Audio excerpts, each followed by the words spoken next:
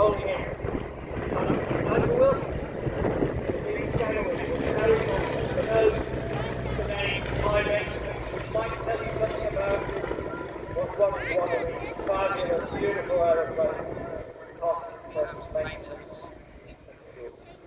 Joining me on this, you're going to tell us all there is to know, the breathing ins and outs.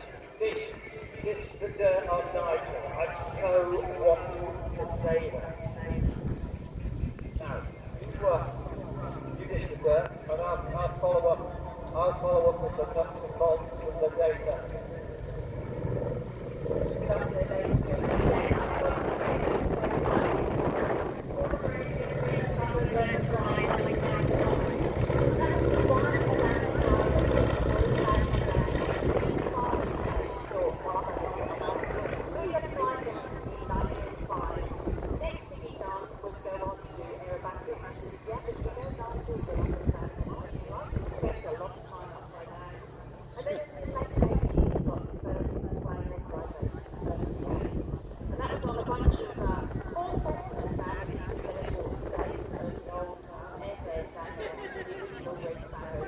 This afternoon, he's displaying for you the lovely yellow Staggerwing. And he's been displaying this now for around 10 years. We were trying to work out opening a hangover. And he's bringing the site up here at the airfield.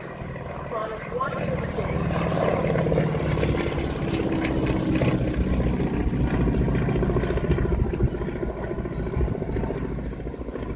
So, why Staggerwing?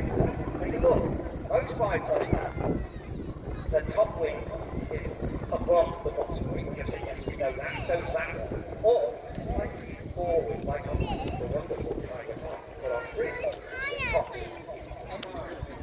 Also, massive for the biplane design. We're talking about fuselage that fills the entire gap between the wings, and as you can see now abundantly, this is a tail dragger biplane with retractable main undercarriage.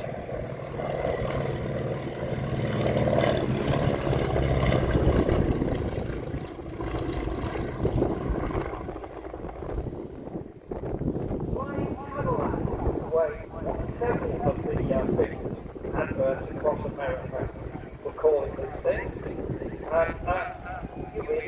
This is the ultimate in luxury.